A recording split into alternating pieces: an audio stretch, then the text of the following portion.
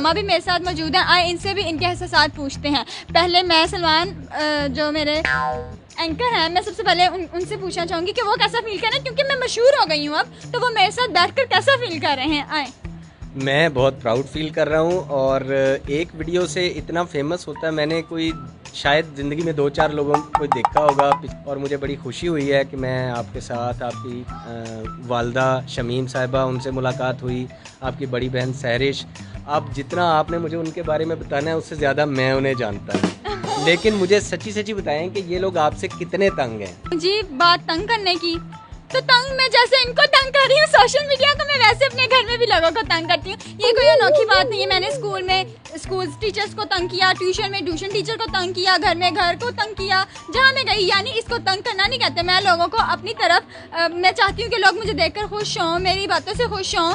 तो यही बात है कि लोग मुझसे खुश होते हैं, तो मैं चाहती हूँ कि मैं क्यों अपना नेचर चेंज करूँ। जब लोगों को मैं इस तरह पसंद हूँ तो मैं इसी तरह अपने आप को आगे भी लेकर जाऊँ। तो इस बारे में आपका क्या ख्याल है? अच्छा, वैसे ऑन एयर मुझे आपकी एज बतानी तो नहीं चाहिए, लेकिन आप अभी 17 साल की हैं सर। और अगर 17 साल में आपके अंदर इतनी एनर्जी है, तो मैं सोचता हूँ कि 5-10 साल बाद ये एनर्जी कितनी होगी।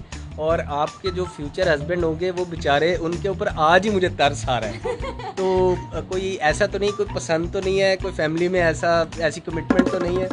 जी, ये आपने बड़ा अच्छा सवाल पूछा है। मैं इतनी प्यारी, इतनी अच्छी हूँ, तो मुझे तो लोग पसंद करेंगे ही। हाँ, मेरी फैमिली में मुझे क्या पता, मुझे कोई लोग पसंद करते हो, लेकिन मैं जानती तो नहीं हूँ ना, मुझे तो किसी ने एहसान नहीं किया, लेकिन करते होंगे पसंद, उनको भी शुक्रिया अदा करती हूँ। और रही बात शोहर को तंग करने की, तो शोहर कभी बोर नहीं होगा। आप ये देखें ना, बोर नहीं होगा। मैं पूरे पाकिस्तान को एंटरटेन कर रही हूँ, तो जब मेरे अपने हस्बैंड होंगे कि मैं उनको नहीं एंटरटेन करूँगी, ये भी तो सच है ना। बिल्कुल सही। लेकिन आप, मेरा ख्याल है जितना पैशन आपके अंदर है, जितना टाइम आपने टीवी पे गुजारना है ना, तो वो बेचारा तो राह ही तकता रहेगा आपकी। नहीं, आप दुआ करें ना कि मैं जैसे खुद ओपन माइंडेड हूँ, मैं यही ख्वाहिश भी करूँगी कि आगे मुझे मेरा जो हमसफर मिलेगा वो भी। मैं कैसी बातें कर रही हूँ, लेकिन कोई बात नहीं। मैं अपनी मामा से भी यही बात करती हूँ कि मामा जी मुझे ऐसा हस्बैंड मिले, ऐसा हो। मामा से कोई बात नहीं छुपाती, तो इसलिए हस्बैंड भी मिलेगा जैसा भी मिलेगा। अब मुझे टीवी पर देख लेना मैं कैसी हूँ, तो फिर खुद ही उनको पता चलेगा। मुझे ना वो जो ट्रे पकड़ के लड़कियां जाती हैं ना चाय के कप रख के, मुझे वो नहीं लेकर जानी पड़ेगी, क्योंकि सबको पहले से ही पता होगा कि निम्रा कैसी है। सबको पता है कि ये अक्खड़ है, ये बदतमीज सी लड़की है, तो इसके साथ बदतमीजी नहीं करनी। आंटी, आपको तो बड़ी मुश्किल पेश आएगी इसका रिश्ता ढूंढने में। ये खुद ही ढूंढ लेगी रिश्ता, खुद ही ढूंढ, ये काम भी खुद ही कर लेगी। आप बड़ी बहन है, कोई हेल्प करेंगी नहीं? भाई जो उसको पसंद होगा भाई।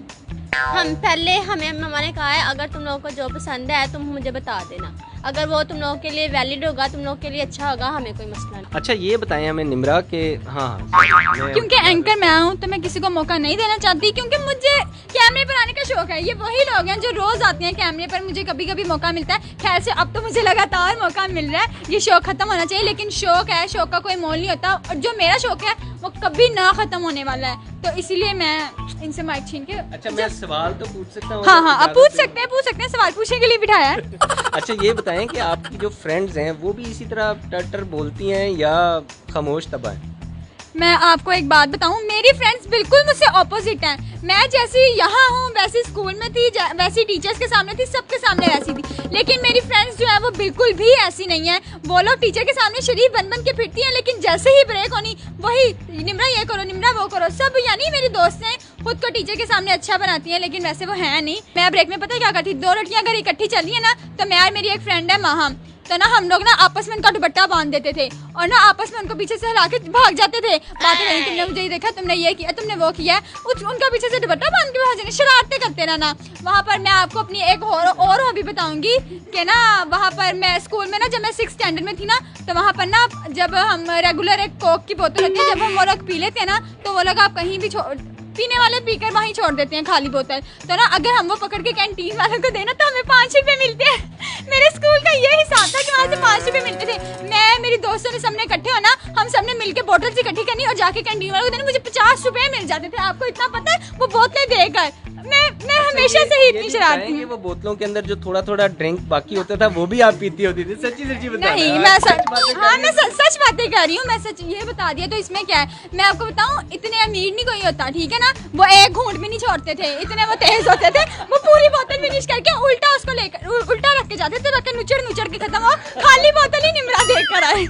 इत शौकिया नहीं मानी निमरा, तुमने शौकिया नहीं मानी, तुम क्यों नहीं समझती। लेकिन निमरा जैसी एनर्जी तो किसी किसी में होती है। खैर किसी किसी में नहीं, बस निमरा अली में होती है। हैशटैग निमरा अली जिसने ट्रेंड चलाया है। देखें जरा, मैं सोशल मीडिया पे सबसे आगे जा रही हूँ। मेरी इस खुशी का भी कोई ठिकाना नहीं है। मेरी बात तो सुने, जब मैं पेपर दे देती थी ना, जहाँ मेरा पेपर गंदा होता था ना, मैं उसके नीचे लिख के आती थी ये थोड़ा सा गलत हो गया, प्लीज मुझे पास कर देना। लगता है वो ये देख कर ही मुझे पास कर देती थी। मैंने इंग्लिश का पेपर अच्छा दिया था, लेकिन उस दिन मैं नाश्ता करके गई थी। मेरी मामा ने मुझे जबरदस्ती नाश्ता करवा दिया कि नाश्ता करके जाओ। मैं नाश्ता करके चली गई और मुझे याद है कि मैं कितना रोई थी उस दिन पेपर में। मेरे मुताबिक कि मैं नाश्ता करके गई थी, इसलिए मेरा वो पेपर अच्छा नहीं हुआ। सब में मेरे मार्क्स अच्छे आए, लेकिन इंग्लिश में 60 से सीधा 28 पर उन्होंने मुझे ले लिया। लेकिन कोई बात नहीं, यही लोगों को मंजूर था, तो इसीलिए 28 नंबर आ गया। उससे भी खुश हूँ कि एटलीस्ट मैं पास तो हो गई ना। मैं कुछ पूछ लूँ अब? हाँ जी, पूछिए। अच्छा निम्रा, अगर बिलफर्ज आप एंकर नहीं बनती तो क्या बनेगी?